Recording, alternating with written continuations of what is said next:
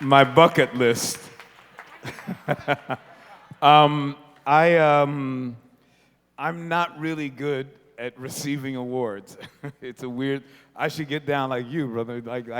Like 20 awards in one night. I mean, come on. I just got to say thank you, BMI. Thank you for all the performers up here tonight. But I would be completely remiss if I didn't talk about how I started. Uh, Bernard Edwards and Luther Vandross are the people, are the two main people most responsible for me knowing how to do what I do. Um, I, um, I started out as a classical musician, and then I became a jazz musician. And I used to look down upon R&B. Can you believe that? Now that's all I live for. I looked down upon R&B, and I walked into a club one night with my girlfriend at the time, and I heard Donna Summer singing "Love to Love You, Baby." And the DJ had two turntables, and up until that point, everything was in a jukebox. You know, there was just like, I mean, some of y'all are as old as me, right? You remember those days? Like, the song would play, and then the thing would go tick, tick, tick, tick, tick, tick, tick, tick, tick, and y'all be waiting there, and then the next record would play.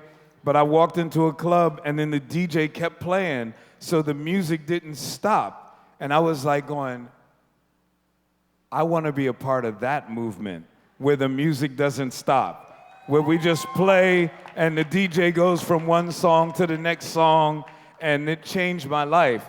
And the very first song I wrote for Chic was called "Everybody Dance" because that's what I wanted to do. And even though I'm not a good dancer, I wanted to dance. I wanted to write music that made people dance. And I got to tell you, so many of my friends are in the house tonight. My heart is, I mean, people from Soul Train. like, I mean, friends from Soul Train, people that I've admired ever since they got in the game, like Snoop. I mean, like, and my boy CeeLo, we were on tour together last year. Kathy Sledge, I was telling Snoop, when I wrote "We Are Family," she pulled me aside and said, "Nile, do you think they're gonna play this on the radio?" And I looked at her and I said, "Kathy, they're gonna play the shit out of this on the radio." And the next thing you know, I mean, just Jerry Greenberg, who was the president of Atlantic Records, he believed in me and Bernard so much, he actually let us do what we wanted to do. We would call him up and say, Jerry, actually, Jerry is really the person who's responsible for We Are Family.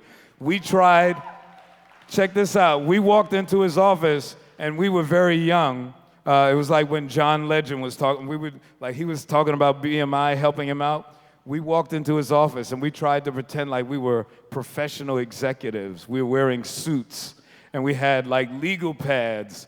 And Jerry Greenberg started telling us about, well, you know, you guys are so talented, we'd like you to produce the Rolling Stones and Bette Midler. And we were like going, the Rolling Stones? Like, well, you know, we do everything. Like, what am I gonna do? Tell Mick Jagger, sit in the corner while we write your songs? We figured that wasn't gonna work. So we said, well, instead of giving us the biggest group, why don't you give us one of the smallest groups? And he told us about this group called Sister Sledge, how they stick together like birds of a feather. And we wrote it all down, and when we went home, we looked at it, and it was the basis of the song We Are Family, and in that framed the album. It's exactly what happened. And then Evan Ross is in the house, Diana Ross's son. So basically, I've known Evan since he was born. And, you know, when we did Diana Ross, we had a few little spats, I would say, with Sister Sledge. So we decided, well, we want to grow up and we want to be more mature. So we decided, well, I want to know who Diana Ross is before I write one note of music. So we interviewed Diana Ross, and believe it or not, the album Diana is basically Diana Ross's biography in music seen through the eyes of Bernard Edwards and Nile Rodgers. And it's the kind of career that I've had has been absolutely extraordinary, more than I could have ever dreamed for. It's so weird for me to be standing up on, and thank you all for killing the songs, by the way. My brother played on Random Access Memories with me. He did the Daft Punk record with me. You know, I am humbled. I am almost without words, and I thank you guys so much. I thank everybody in the music business, especially R&B, soul, funk, hip hop. It gave me, Jerry Greenberg, you gave me my start. You gave me a place in this world that a guy like me, I know I don't fit. Trust me, I know I don't fit. I have been at so many meetings. I remember the meeting when we played Le Freak, the biggest single of my life, Aw, Freak Out, which started out as Aw, fuck it. It started out as Aw, Fuck Off. And we played it, and cleared the conference room. Next thing you know, after we played it, we were sitting there all by ourselves, and everybody had gone outside. And we went, what happened? And they walked up to us and they said, do you have anything better on the record than that? It's the biggest selling record in Atlanta history.